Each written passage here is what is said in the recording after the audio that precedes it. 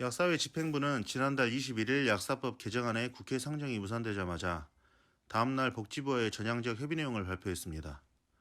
취약 시간대 상비약 수준의 의약품 구입 불편 해소를 요구하는 국민들의 목소리를 겸허하게 수용하기 위한 것이라고 하지만 지난해 10월 약사회가 실시한 설문조사에 따르면 국민들은 취약 시간대 의료기관 이용을 더욱 원하고 있습니다.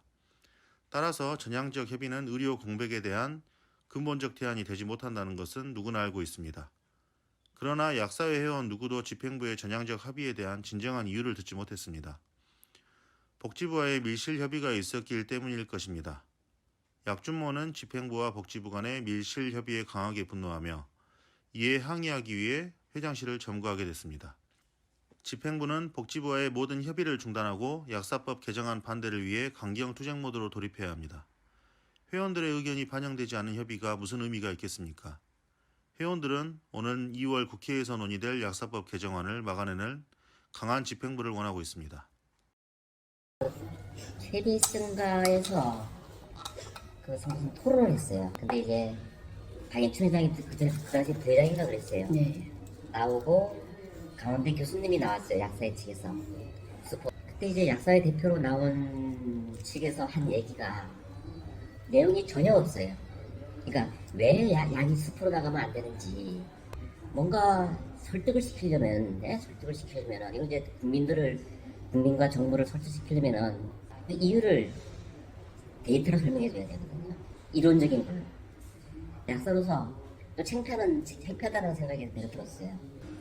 약이 숲에 있잖아, 그죠? 예? 숲에 있으면은 특히 숲에 계속 이렇게 방문하는 그 고객들이나 국민들이 어떻게 생각하면은 약하고 숲에 걸려있는 과자나 물건들을 같이 취급을 하게 되는 거예요. 그런 위험성이 있는 거예요. 그거를 그때 정부 관계자들이, 공익 관계자나 약사의 사람들이 그 사실을 모르는 거예요. 약을 있으면은, 어릴 때부터 정렬돼 있으면은, 그게 대수롭지 않은 일반적인 먹거리, 저런 생각한다. 그래서 마음대로 취급하고 자기 마음대로 생각하고 그러는 거죠. 그 과자처럼. 그러면서 이렇게 위험해지는 거죠. 뭐 미국의 그 플로리다 같은 경우 그 국내 학생들의 그 타이레놀 사망자, 그때 내가 만든 자료 중에 하나가 스웨덴인가 핀란드 데이터인데, 거기는 수포약을 그 철장에다가 그 수포 그 뒤쪽 철장 안에다가 넣게 돼 있어요. 그런 것도 내가 만들어줬어요. 사실은 그런 아이디어 때문에 지금 굉장히 수포약이 굉장히 소규모로 어떤 그 분리된 그런 쪽에 가게 되지 않았을까 하는 생각을 내가 하고 있죠. 뭐 거의 내가 알기에는 뭐 게임은 거의 끝난 거예요. 이 수거 판매 반대에 대한 여론이나 이게 나가면 그냥 거의 막 이렇게 완전 넘어온 걸로 이렇게 다 됐는데, 우리 수원 같은 경우는 그때 이제 그때는 김진태 의원이 굉장히 실세였어요. 그때 원내대표인가 하고 그랬어요.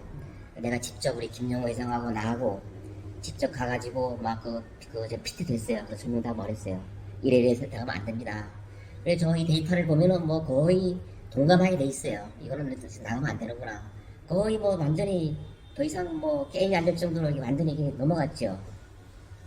근데 내가 그때 그래서 이제 대학에 넘겨가지고 유죄가 딱 돼서 거의 완전히 이제 이게 수도파발 판매에 대해서는 그 당시 분위기는 거의 끝난 상태였는데, 그때 진수희가 보건복지부 장관 직접 장관을 질책을 했다고요. 장관 면전에 대고 이게 부처 그때 뭐라고 그러나 부처 공무원이 일하는 방식으로 일을 해도 되냐, 장관이 슈퍼 판매 이 부분들을 어떻게 좀 풀어야 된다라는 식으로 직접적으로 대놓고 얘기를 하면서 보건복지부가 정책이 완전히 전환이 된 거예요. 그러니까 이제 슈퍼 판매를 해야겠다. 근데 그 당시에는 이제 의약품을 3분류로 해가지고 전문약, 일반약, 그다음에 슈퍼 판매약 이렇게 해서 3분류로 의약품 판매 제도를 변경을 하겠다라고 이제 보건복지부가 정책 전환을 해요. 그게 문제였냐면 11년 한 6월 달 정도 돼요. 그러니까 이제 11년도 6월 달 정도에 대통령이 이제 국민 편익을 위해서 슈퍼 판매를 해야 된다라는 발언을 하고, 보건복지부가 그거를 받아서 약사법을 개정하는 식으로 이제 방향을 튼 거예요. 이러면서 이제 약사의 투쟁, 본격적인 약사법 개정 저지 투쟁이 시작이 된 거예요. 그게 이제 슈퍼 판매 투쟁인 거예요. 이제 어쨌든 수면 아래로 잘 막아왔는데, 대통령이 너무 의지가 강하면서 계속 이제 물어붙인 거죠. 장관을 질책을 하면서 네. 국민 편의를 위해서 슈퍼펀드를 해라. 갑자기 이제 그 전환적 합의라는 얘기가 이제 나오기 시작했어요. 갑자기. 그거는 저 뜬금없이 나왔어. 뜬금없이 나왔는데 슈퍼 판매 시행하는 쪽으로 약사회에서 동의하는 쪽으로 이렇게 이제 시행하는 쪽으로 이렇게 분위기가 바뀌기 시작했어요. 그 분위기는 약사회가 동의를 해주지 않으면은 안 되는 거였어요. 내가 알기에는. 비대위에 내가 이제 같이 참여를 했죠. 그래서 일주일마다 이제 이렇게 미팅을 했어요. 미팅을 하면서 이제 그때 내가 이제 얘기를 이제 들은 얘기는 당시에 이제 그 민주당 측에서 이걸 약사회에서 이거를 동의를 하는 쪽으로 이걸 해줄지 모르겠다. 그냥 난감하다. 왜냐면은 네, 저도 그 부분이 굉장히 의심이 가는 부분이고 왜 그랬을까 이렇게 생각하는 부분입니다.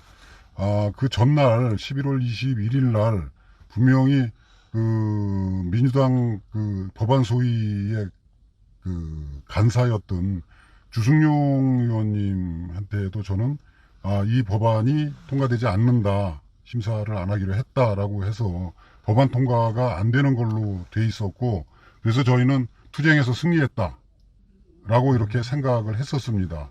그런데 그 다음날 갑자기 전향적 협의를 한다 라는 얘기를 듣고 정말 깜짝 놀랐고, 왜 어떻게 이런 일이 일어날 수 있는가 의아했고, 그 상황이 왜 일어났는지, 어떤 이유 때문에 그런 상황이 벌어졌는지에 대해서는 지금도 굉장히 의심스럽고 따져보고 싶은 그런 심정입니다.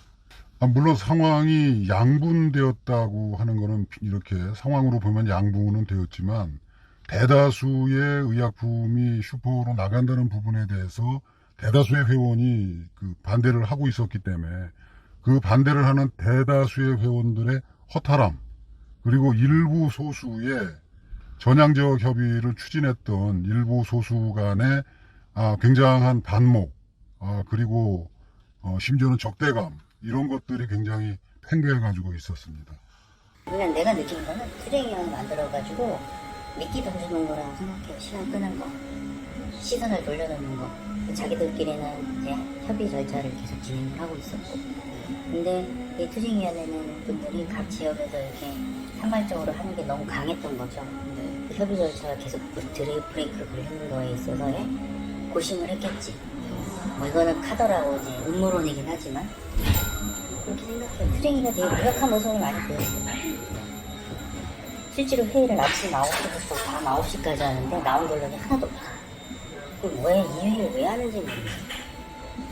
갈 때마다 내가 얘기했던 그런 결론을 만들고 목적을 만들고 행동 강령이라도 만들어서 뭐라도 하자.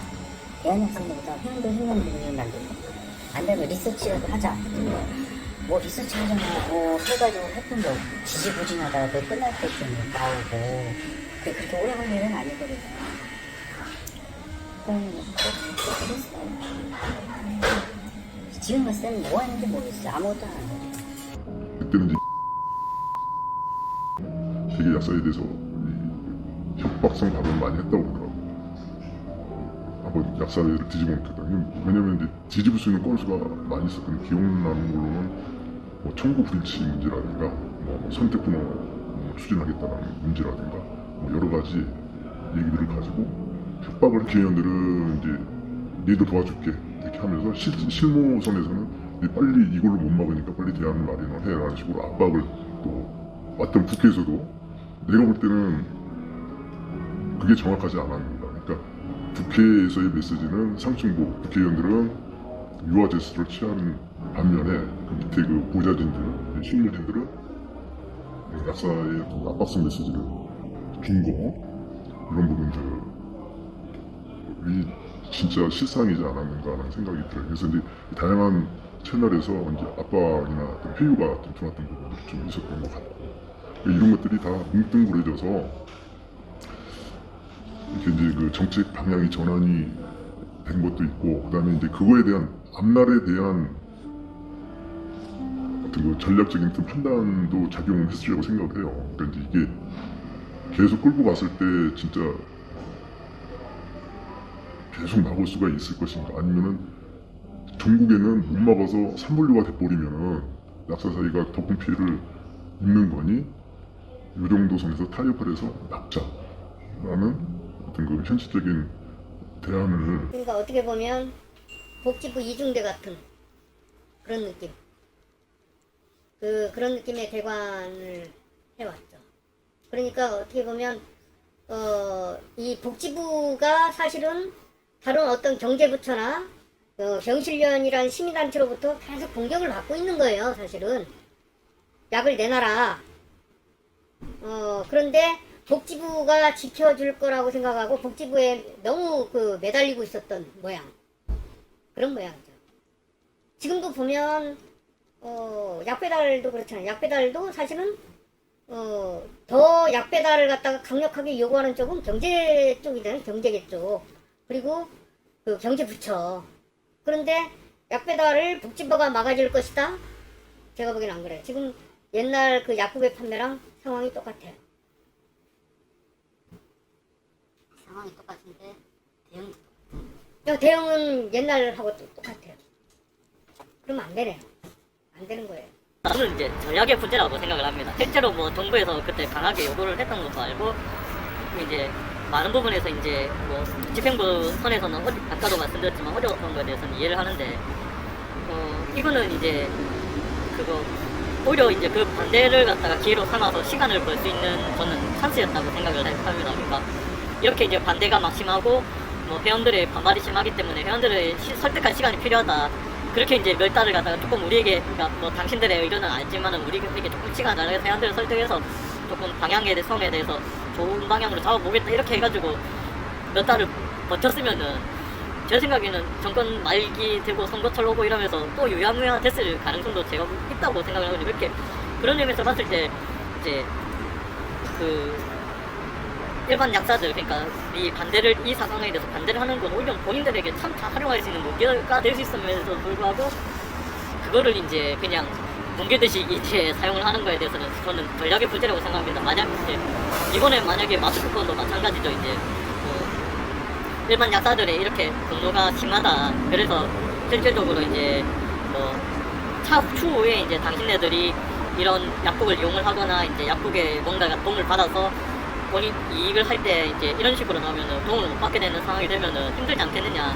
꼭 그게 면접뿐만 아니더라도 협상을 할 수 있는 이제 좋은 이제 무기가 될 수 있을 거라고 생각했는데 일단은 이제 제 생각에는 당시에는 정말 진짜 시간 싸움이었어요. 우리가 얼마나 이제 더 버티기를 하냐, 이제 이 싸움을 갖다 얼마나 질질 끄느냐의 싸움이었고 그런 부분에 있어서는 이제 버티기 싸움에서 강동윤 약사님 같은 그런 조금 어떤 면에서는 극단적일 수 있고 그걸 갖다가 물론 강요를 하기에는 힘들지만은 그런 식으로 이제 좀 강경하게 나서서 시간을 벌어줬었다면은 아마 그런 이제 전향적 합의라고 표현되는 이제 슈퍼에 약을 넘기는 상황은 벌어지지 않지 않았을까라는 생각이 듭니다.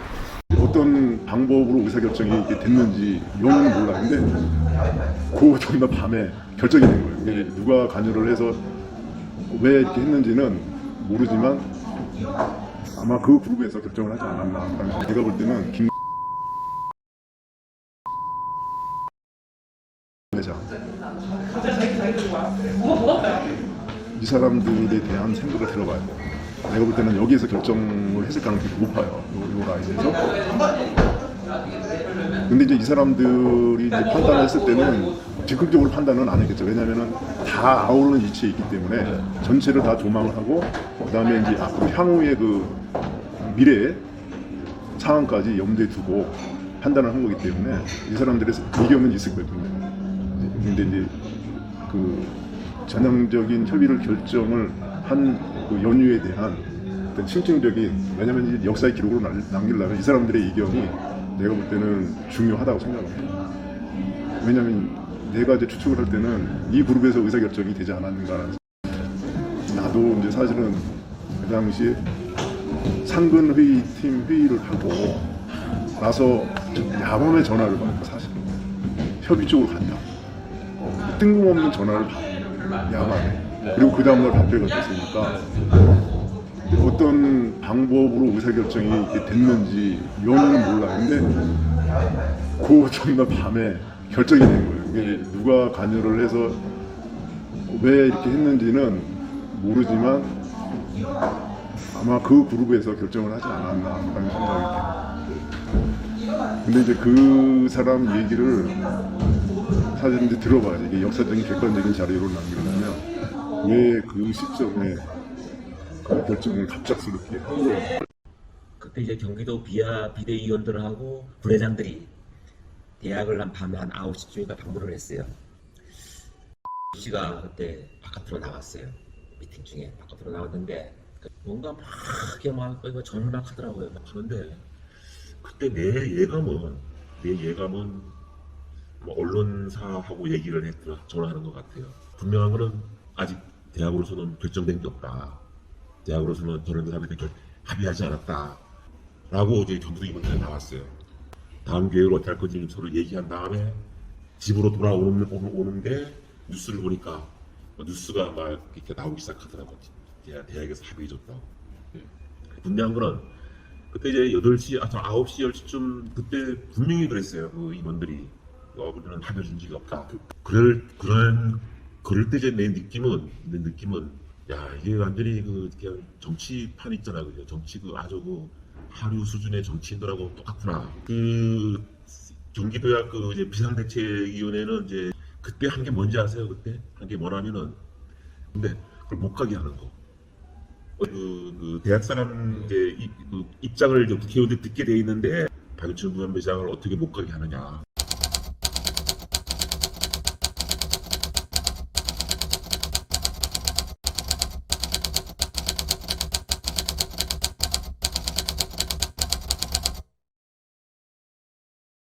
그날 그 대의원 총회가 열린다고 해서 갔습니다. 아까도 말씀드렸다시피 저희는 부결시켜서 김구 회장을 퇴진시킬 그런 목적으로 사실 그 회의에 참석을 했었습니다.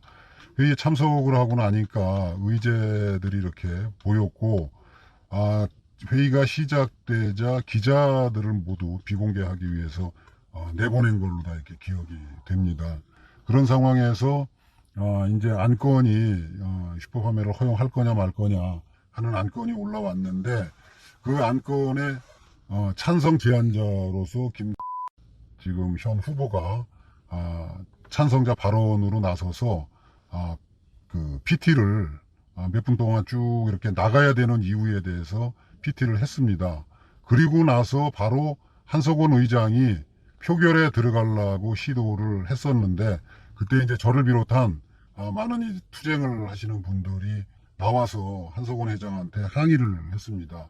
찬성 쪽의 발언을 들었으면 반대 쪽의 발언도 주어야 된다 해서 이제 여러 가지 실갱이를 하고 저는 단 1분이라도 좋으니 우리가 얘기할 기회를 달라 이렇게 해서 또 이제 그 의장단하고 부의장님들하고 상의도 하고 그래서 발언권을 3분 정도 준다는 발언권을 얻었습니다. 근데 뭐 그게 3분 갖고 설명될 거는 아니고 쭉 그래서 그 몇 분 동안 나가서는 안 되는 이유에 대해서 계속 그 설명을 했었습니다. 반대 브리핑을 제가 했습니다. 저도 그때 PT를 만들어 가지고 가서 그거로다가 이렇게 설명을 했습니다. 지금 생각하면 불합리한 그런 부분이 있었지만 어쨌든 대의원들이 슈퍼 판매로 하는 거를 인정을 할 거냐 안 할 거냐라는 건 투표를 했는데 인정을 못 하겠다 하는 측이 141표가 나왔고 인정을 하자 하는 측이 107표인가 아마 그렇게 나왔습니다. 그래서 142표로 정해놓은 그 정족 수에 그 의사결정 수에 한 명이 모자랐기 때문에 그 슈퍼 판매를 막지 못한 대의원총회에서 막지 못한 그런 결과가 됐습니다. 사실상 임시총회에서 그 3가지 원인을 얘기했지만 그 이전에 그 3가지에 대해서 얘기한 적이 없어요. 대한약사회가 회원들이나 아니면 대의원들한테 사전에 이런 설명을 한 적이 없어요.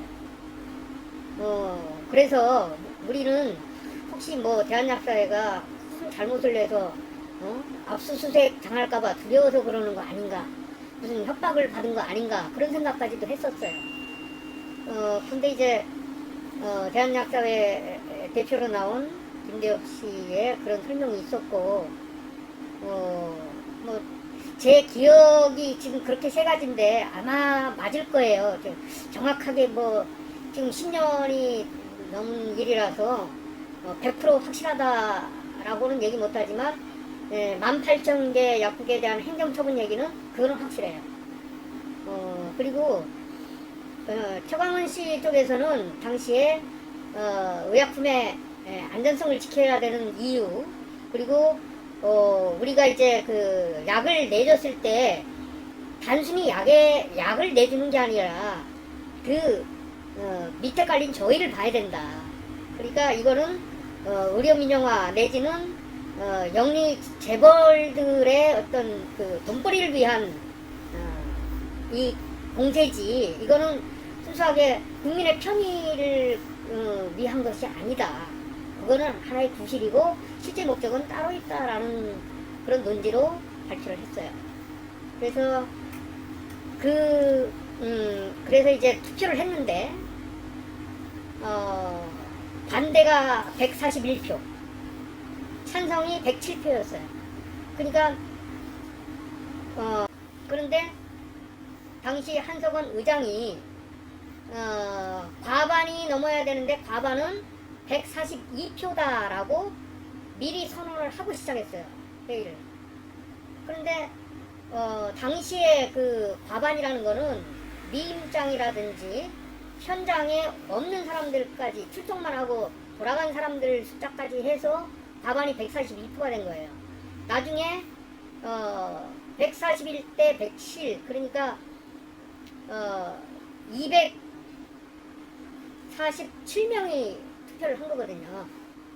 아니 248명이 투표를 한 거잖아요. 그러니까 상당히 많은 수가 현장에 없었던 거죠.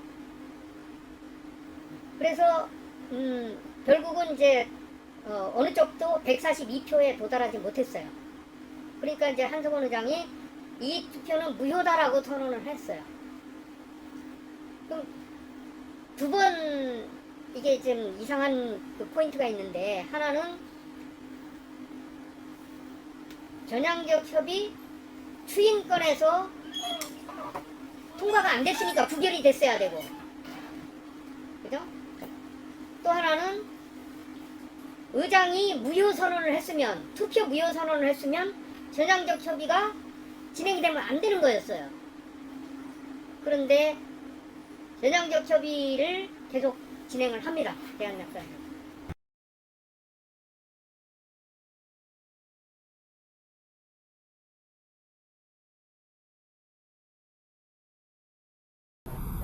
평상시 보통 약사님 뭐 대의원회의를 언제 하는지 어디서 하는지 솔직히 관심 없잖아요. 근데 그때만큼은 정말 약사님들이 관심도 많았고, 대의원회의에 참석하는 대의원들을 통해서 똑바로 표를 행사해주길 바라는 그런 거를 뭐 전화를 통해서 개인적으로 연락을 하던 그런 움직임도 있었고, 당일날 많은 회원들이 참석을 했고요. 저도 대의원은 아니지만 갔었고요. 그때 대의원회의 안건 제가 기억을 할 때는 이제 전향적 협의안을 받아들일 것인가 말 것인가에 대한 안이었는데, 제가 이제 대한약사회 홈페이지에서 있는 자료도 보내드렸지만, 당시 분명히 전향적 협의안은 폐기가 되어야 함에도 마땅하고, 의사 정족수나 의결 정족수 부분에 대해서 충분히 반대 숫자가 141명 정도 나왔기 때문에 폐기가 됐어야 함에도 불구하고